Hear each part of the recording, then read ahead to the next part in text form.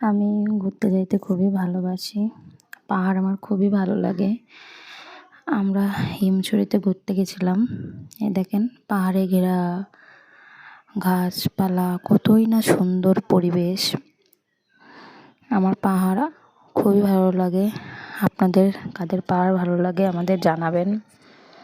হিমছড়িতে যাইতে আমাদের বিকাল হয়ে গেছিলো, প্রায় বিকাল।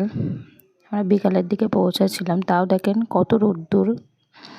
আমরা যখন পৌঁছেছিলাম তখন 3টা মতন বাজে। তো এই যে জঙ্গল, আমরা সিঁড়ি বেয়ে আস্তে আস্তে উপরে উঠছিলাম। পাহাড়ি রাস্তা দিয়ে গাছপালায় ঘেরা একটা অন্যরকম পরিবেশ। দূর থেকে আবার ওই যে সাগর দেখা যাচ্ছে। আমি একটু জুম করে আপনাদের দেখাচ্ছি। আপনারা হিমছড়ি ঘুরে আসতে পারেন।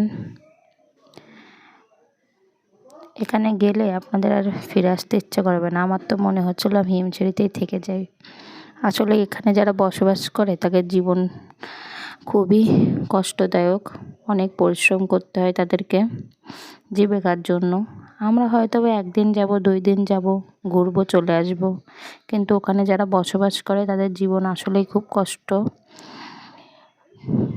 প্রকৃতি যেরকম সব কিছু দেয়, সেরকম অনেক কিছু কেড়ে নেয়। প্রাকৃতিক দুর্যোগে সবদিকে আঘাত আনে হিমছড়িতে। ছোটোখাটো দুর্যোগই হোক না কেন, হিমছড়ি, খাগড়াছড়ি, বান্দরবন, কক্সবাজার এইসব দিকে বেশি আঘাত আনে। এই জায়গাটা যতটাই না সুন্দর, এই জায়গার মানুষগুলোর জীবনটা ততটাই কঠিন। এখানে আবার ওয়েলকাম টু হিমছড়ির একটা ব্যানার ছিল, সবাই এখানে ফটোশ্যুট করছিল। এখানে অনেক রকম পাহাড়ি গাছ আছে। আমি আপনাদের দেখাচ্ছি এই গাছগুলা।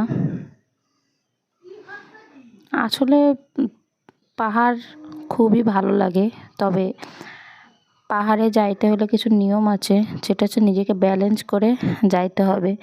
হুটহাট করে হেঁটে পাহাড়ে উঠতে গেলে বিপদ হইতে পারে। তো আপনারা যখন যাবেন নিজেদের অবশ্যই ব্যালেন্স রেখে হাঁটাহাঁটি, দৌড়াদৌড়ি করবেন, নাহলে পড়ে যাইতে হবে। তো এই পর্যন্ত। সবাই ভালো থাকবেন, আমার ভিডিওগুলো দেখবেন, আমার ইউটিউব চ্যানেলটা সাবস্ক্রাইব করবেন। সবাইকে ধন্যবাদ। সবাই ভালো থাকবেন।